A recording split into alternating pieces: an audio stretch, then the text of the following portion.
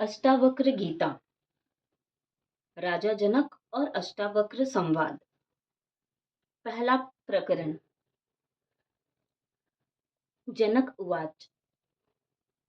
राजा जनक के ज्ञान प्राप्ति एवं मुक्ति हेतु अष्टावक्र के सामने जिज्ञासा की कि हे प्रभु, ज्ञान कैसे प्राप्त होता है, मुक्ति कैसे होती है और वैराग्य कैसे प्राप्त होता है, यह मुझे कहिए। व्याख्या। अध्यात्म में ज्ञान का अर्थ है आत्मज्ञान। आत्मज्ञान ही मात्र ज्ञान है, बाकी सब विज्ञान है, जानकारी है, सूचनाएं हैं जो बाहर से प्राप्त होती हैं। यह जड़ प्रकृति उस चैतन्य तत्व की ही अभिव्यक्ति है, उसी का खेल है, लीला है, नृत्य है। यह चैतन्य ही समस्त सृष्टि का आधारभूत तत्व है, जो समस्त जड़ चेतन में व्याप्त है। इस व्यष्टि चेतन को आत्मा तथा समष्टि चेतन को ही ब्रह्मा कहा गया है। दोनों एक ही तत्व हैं। आत्मा का ज्ञान ही परमात्मा का ज्ञान है। आत्मा से परमात्मा यानी ब्रह्मा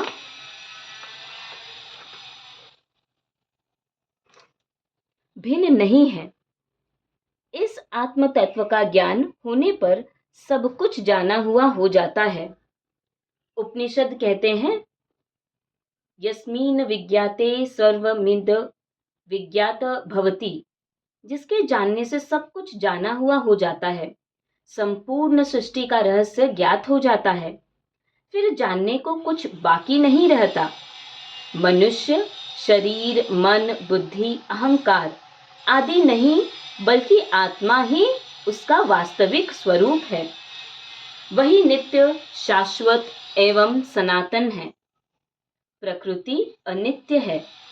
इस आत्मा का ज्ञान ही स्व का ज्ञान है। अज्ञानी प्रवृत्ति को ही जानते हैं जो स्थूल है, इंद्रिय ग्रह है, जबकि ज्ञानी उस चेतन को भी जान लेते हैं जो सूक्ष्म है। इंद्रिय या ग्रह है, जबकि ज्ञानी उस चेतन को भी जान लेते हैं जो सूक्ष्म है, इंद्रियातीत है। इस ज्ञान प्राप्ति से होती है मुक्ति। सृष्टि का आधार जान लेने पर समस्त विश्व प्रपंच का ज्ञान हो जाता है। भ्रांति मिट जाती है, मनुष्य शांत हो जाता है, साक्षी हो जाता है, दृष्टा मात्र रह जाता है, जिससे संसार बंधनों से मुक्त होकर वह स्वतंत्र मात्र हो जाता है। मुक्ति ज्ञान के बिना नहीं हो सकती। जीवन का चरमोत्कर्ष मुक्ति है, जो जीव की अंतिम परिणति है, अंतिम स्थिति है, चरम विकास है। आत्मज्ञान के लिए वैराग्य का होना आवश्यक है। वैराग्य का अर्थ संसार को छोड़ना अथवा उससे भागना नहीं है, अपितु उसके प्रति आसक्ति का त्याग है। संसार बंधन नहीं है, उसके प्रति जो आसक्ति है, लगाव है, यही बंधन है। इस आसक्ति का कारण है अहंकार। जब तक अहंकार है, आसक्ति होगी ही, तथा यही आसक्ति बंधन है। संसार और आत्मा दो छोर हैं। बाहर है संसार, भीतर है आत्मा यानी परमात्मा। दोनों मार्ग भिन्न दिशाओं में जा रहे हैं। मनुष्य दोनों के मध्य खड़ा है। यदि वह संसार की ओर भागता है तो परमात्मा से दूर होता जाता है। यदि वह परमात्मा की ओर जाना चाहता है तो उसे संसार से विमुख होना पड़ेगा। संसार से विमुख होना ही वैराग्य है। यह केवल दृष्टि परिवर्तन से होगा। शहर छोड़कर जंगल में भागने से नहीं होगा। यदि व्यक्ति संसार के प्रति आसक्ति का त्याग मात्र कर देता है तो वह ज्ञान प्राप्ति का अधिकारी बन जाता है। मनुष्य के अहंकार के कारण ही लोभ, मोह, वासना आदि पैदा होते हैं, जिससे मनुष्य इस कर्म जाल के बंधन में उलझ जाता है। यह जाल उसने स्वयं ही अज्ञानवश तैयार किया है, जिसे ज्ञान द्वारा नष्ट किया जा सकता है। किंतु ज्ञान प्राप्ति हेतु मुमुक्षु भी होना अनिवार्य है, अन्यथा उसे कोई भी देवता उपहार स्वरूप लाकर नहीं दे सकते। राजा जनक मुमुक्षु हैं, उनमें ज्ञान व मुक्ति की तीव्र इच्छा है। अष्टावक्र यानी जिन्होंने पा लिया है, वे ही दे सकते हैं। जिसने स्वयं नहीं पाया वह दे भी नहीं सकता, बल्कि और भटका देता है। आज संसार ऐसे ही अज्ञानियों द्वारा भटकाया गया है, विभ्रमित किया गया है। इन मूढ़ों ने दुनिया को जितनी हानि नहीं पहुंचाई, उतनी इन अज्ञानियों ने पहुंचाई है। ये अज्ञानी ही सांप्रदायिकता फैलाते हैं, जिससे संसार विकृत हुआ है। राजा जनक ज्ञानी गुरु से 3 प्रश्न करते हैं। ज्ञान कैसे प्राप्त होता है, मुक्ति कैसे होती है तथा वैराग्य कैसे होता है। 3 ही प्रश्नों के उत्तर में सारे अध्यात्म का सारा निचोड़ समाया है। हर व्यक्ति मुक्ति की चाहत तो करता है, किंतु सद्गुरु के अभाव में सब कुछ करता हुआ भी आत्मज्ञान को प्राप्त नहीं होता। इसके मुख्य 3 कारण हैं। स्वयं की मुमुक्षा का न होना, स्वयं की पात्रता का अभाव एवं सद्गुरु का अभाव। ये तीनों जहां मिल जाते हैं, जहां इस त्रिवेणी का संगम हो जाता है, वहां चेतना अवश्य प्रकट होती है। ज्ञानी गुरु ही तत्व का बोध करा सकता है। मुमुक्षु राजा जनक की पात्रता का निश्चय हो जाने पर अष्टावक्र ने अपनी पूरी शक्ति का उपयोग कर सारा ज्ञान सारभूत रूप में कैप्सूल में बंद करके उनके गले उतार दिया। वह तीनों प्रश्नों का 3 वाक्यों का समाधान कर दिया। अष्टावक्र पहले वैराग्य का स्वरूप बताते हैं, क्योंकि वैराग्य हुए बिना मनुष्य आत्मज्ञान का अधिकारी नहीं बनता। यह प्रारंभिक शर्त है। सूत्र दूसरा, अष्टावक्र उवाच मुक्ति मिच्छसि चेतात विश्ज्ञान विश्वत्यज्ञ समार्ज वद्यातोषः सत्य पीयूषा वद भज।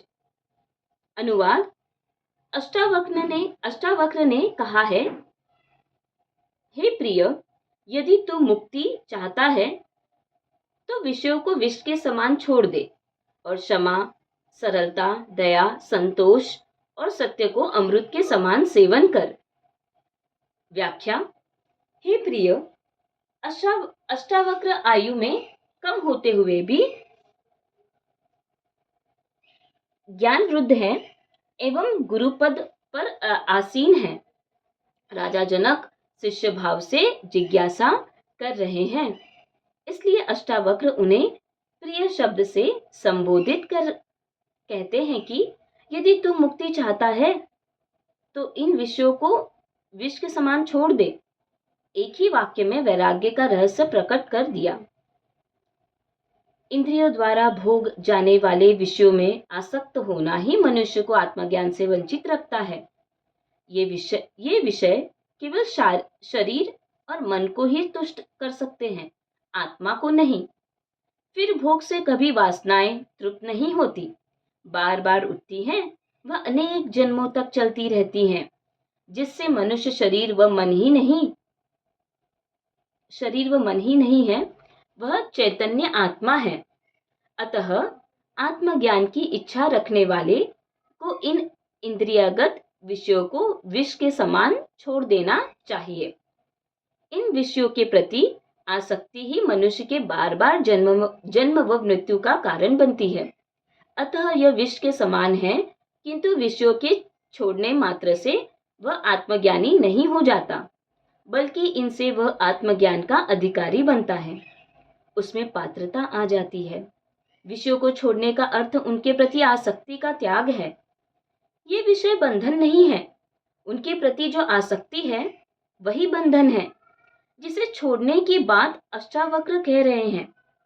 विषयों को छोड़ने का अर्थ खाना पीना, कपड़े, बिस्तर आदि छोड़कर नग्न हो जाना व भूखे मरने से नहीं है, बल्कि शरीर को जीवित रखने के लिए जो न्यूनतम आवश्यकताएं हैं उनसे अधिक का भोग न करने से है। भोगों में आसक्ति होने से ही लोभ, मोह, क्रोध, ईर्ष्या, द्वेष, घृणा, दुख, चिंता आदि अनेक अवगुण आते हैं और एक ऐसा दुष्ट चक्र बन जाता है जो जन्म जन्मों तक समाप्त नहीं होता। इसका मूल कारण एकमात्र आसक्ति का होना है। आसक्ति त्याग से ही इन समस्त बुराइयों से वह मुक्त हो जाता है तथा ज्ञान का अधिकारी बन जाता है। अष्टावक्र आगे कहते हैं कि केवल विषयों के त्याग से तुझे पात्रता उपलब्ध होगी। अष्टावक्र आगे कहते हैं कि केवल विषयों के त्याग से तुझे पात्रता उपलब्ध होगी, तू सद्गुण ग्रहण करने का पात्र बन जाएगा। पात्र में जो विषय रूपी जहर भरा है उसे खाली किए बिना उसमें अमृत उड़ेलने से वह अमृत भी विष बन जाएगा। इसलिए पहले अंतःकरण को स्वच्छ कर, तभी सद्ज्ञान का प्रभाव होगा, वरना वह ज्ञान भी विकृत हो जाएगा। अंतःकरण स्वच्छ होने पर तो क्षमा, सरलता, दया, संतोष एवं सत्य रूपी अमृत को उसमें भरकर सेवन कर, तभी तुझे अमृत का लाभ मिलेगा। ये विषय अनित्य है, अविद्याजनित है तथा क्षमा, सरलता, सत्य आदि शाश्वत हैं। तू अनित्य के भोग को छोड़कर नित्य शाश्वत का सेवन करे तो तू अमृत तत्व को उपलब्ध होगा। विषय त्याग से देह के प्रति जो झूठा तादात्म्य हो गया है वह छूटेगा, तभी आत्मा के साथ तादात्म्य स्थापित होगा। भोगों के प्रति आसक्ति का त्याग ही वैराग्य है।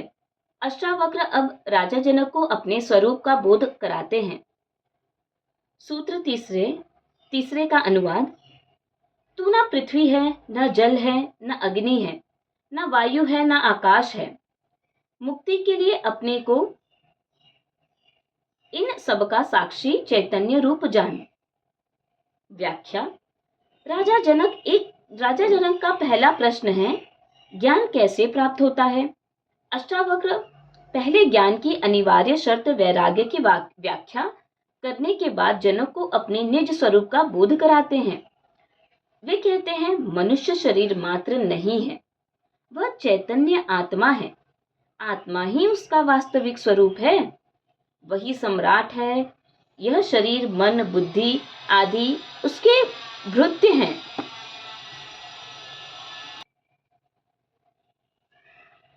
जो उसके आदेशानुसार कार्य कर रहे हैं। ये चूंकि स्थूल हैं, इसलिए इनका प्रत्यक्ष बोध होता है। आत्मा सूक्ष्म है, जिसके ज्ञान के अभाव में ऐसी भ्रांति होती है कि मैं शरीर हूं।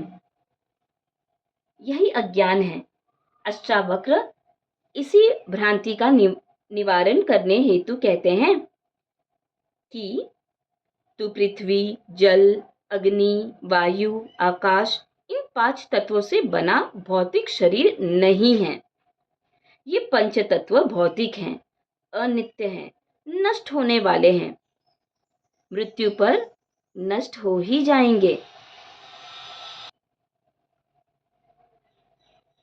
किंतु तू फिर भी जीवित रहेगा।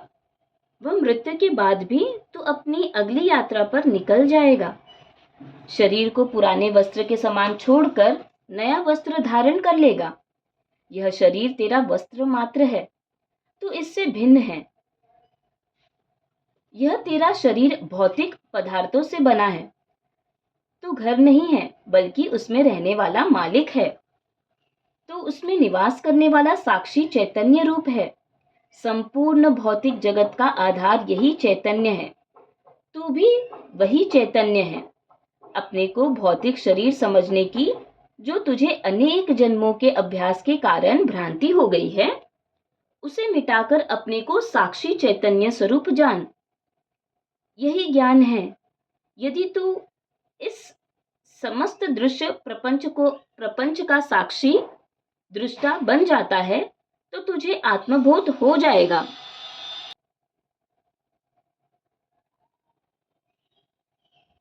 यही सूत्र है जिसे पकड़ने पर अन्य कोई साधना आवश्यक नहीं रह जाती।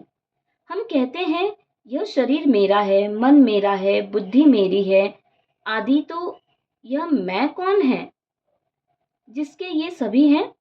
निश्चित ही ये सभी मैं से भिन्न है। तभी हम कहते हैं यह मेरा है, अन्यथा मेरा कैसे कहा जा सकता है? जो मेरा है वह इस मैं से मिला है, तो उन्हें छोड़ा भी जा सकता है। वह इन सब मेरे के छूटने पर जो शेष बच जाता है वही मैं का वास्तविक स्वरूप है। यही मैं आत्म तत्व है, जिसका ज्ञान होने पर ये सब विजातीय तत्व उससे भिन्न प्रतीत होने लगते हैं। यही आत्मज्ञान है। अष्टावक्र राजा जनक को आत्मबोध कराने के बाद मुक्ति के लिए कहते हैं। जो जनक का दूसरा प्रश्न है कि मुक्ति कैसे होती है। सूत्र 4। अनुवाद: यदि तू देह को अपने से अलग कर और चैतन्य में विश्राम कर स्थित है तो अभी ही सुखी, शांत और बंध मुक्त हो जाएगा। व्याख्या: अष्टावक्र कहते हैं कि वैराग्य होने से पात्रता आएगी, फिर गुरु द्वारा तत्व ज्ञान का बोध कराए जाने पर होगा आत्मज्ञान, किंतु मुक्ति के लिए आत्मज्ञान ही पर्याप्त नहीं है।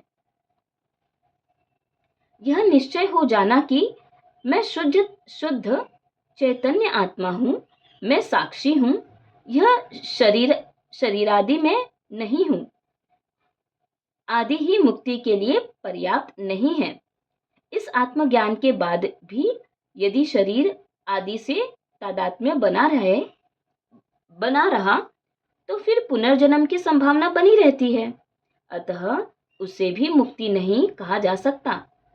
यह ज्ञान सविकल्प समाधि में भी होता है, जिसमें बीज रूप में सभी संस्कार विद्यमान रहते हैं।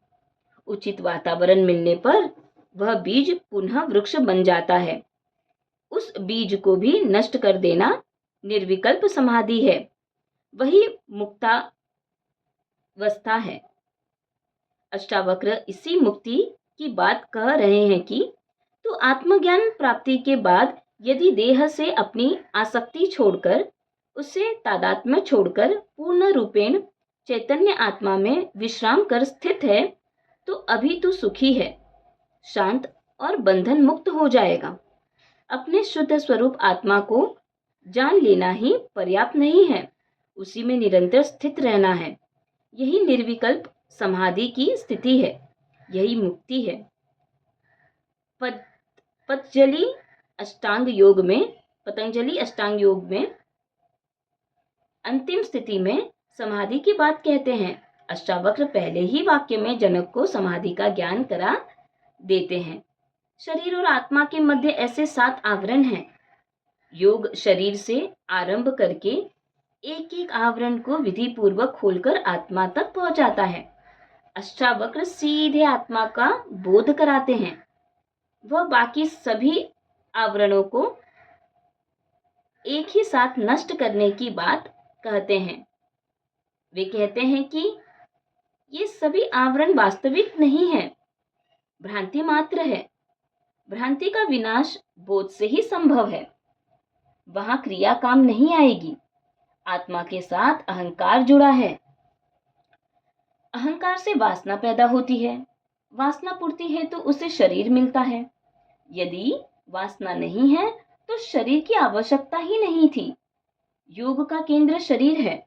यदि तू इससे पृथक होकर सीधे आत्मभाव में स्थित हो जाता है तो तू अभी सुखी, शांत व मुक्त हो जाएगा। कितना सारगर्भित तथ्य है। अभी एक क्षण का भी विलंब नहीं होगा। ये वासनाएं, संस्कार, कर्मफल, कर्मभोग आदि कुछ भी बाधक नहीं है। केवल एक स्थिति में स्थिर हो जाना ही पर्याप्त है। जैसे रस्सी में सांप की भ्रांति हो जाने पर उसे प्रत्यक्ष देखने से ही वह भ्रांति मिटती है, संशय मिट जाता है।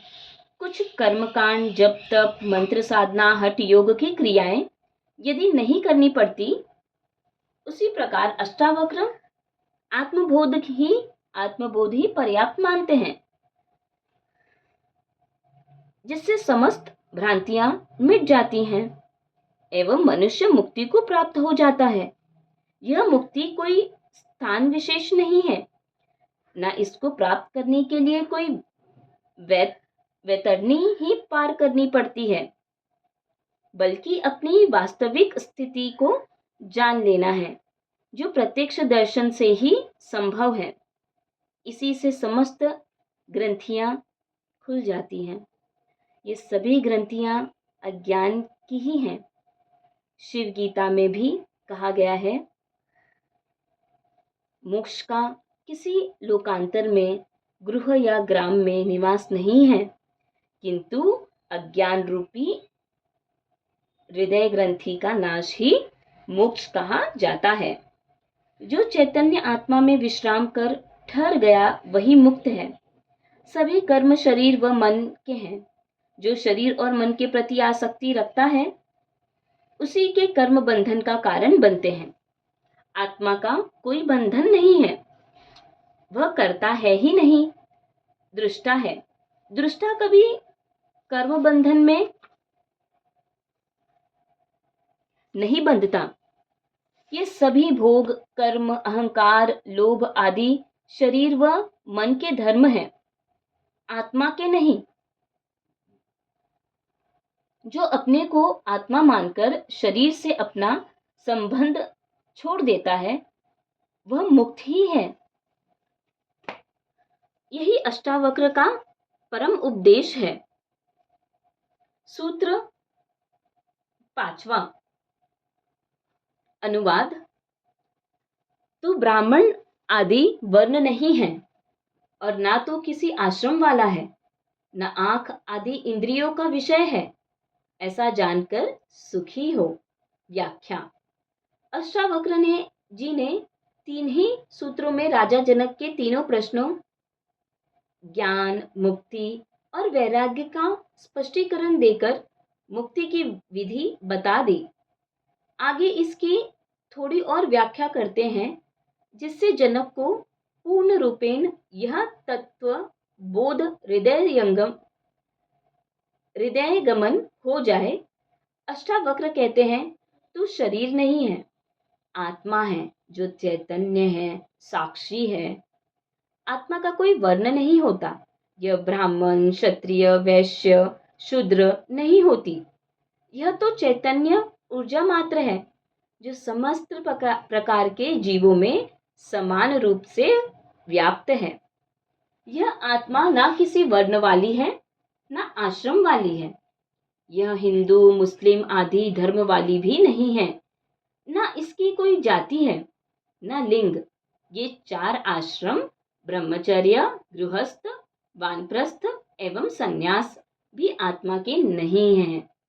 आत्मा ना करता है, ना भोगता, ना भोग्य विषय। इन तीनों से परे असंग, निराकार और विश्व का साक्षी मात्र है, केवल दृष्टा है। अष्टावक्र जनक से कहते हैं कि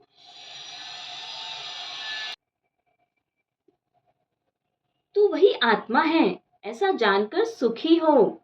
क्योंकि ये वर्ण, आश्रम एवं इंद्रियों के विषय आत्मा के नहीं हैं, अतः ये तेरे नहीं हो सकते। इन वर्णाश्रम के धर्मों को मानने का विधान केवल अज्ञानियों के लिए है, जिससे वे अपना क्रमिक विकास कर आत्मज्ञान को उपलब्ध हो सकें।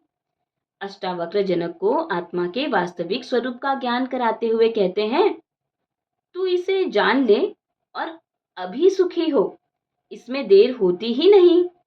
यह नकद धर्म है, उधार नहीं है कि कर्म किया और अगले जन्म में फल मिलेगा।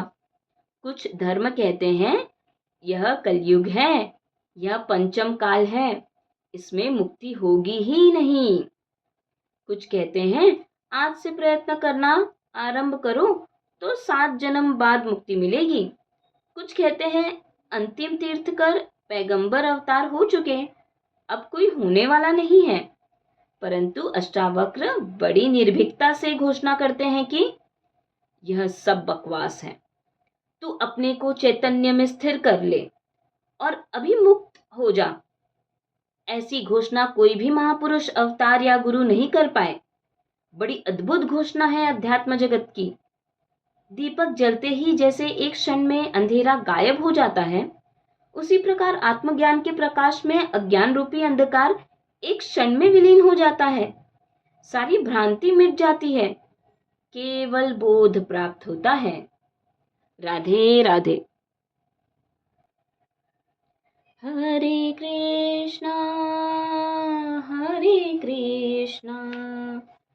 कृष्णा कृष्णा हरे हरे, हरे राम हरे राम, राम राम हरे हरे, हरे कृष्णा कृष्णा कृष्णा हरे हरे, हरे राम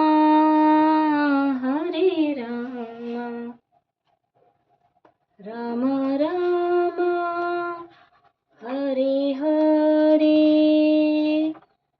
हरे कृष्णा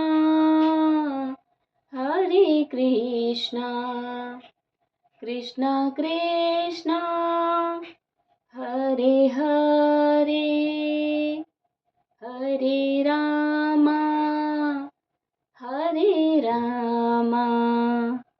राम राम हरे हरे, हरे कृष्णा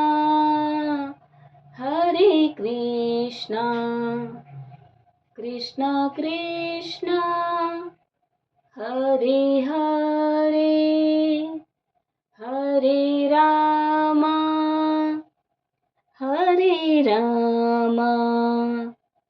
राम राम हरे हरे, हरे कृष्णा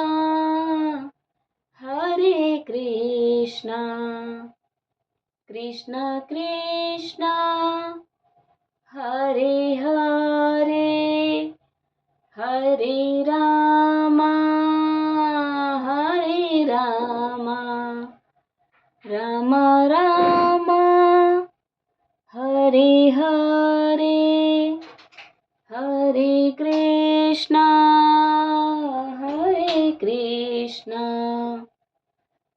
कृष्णा कृष्णा हरे हरे, हरे राम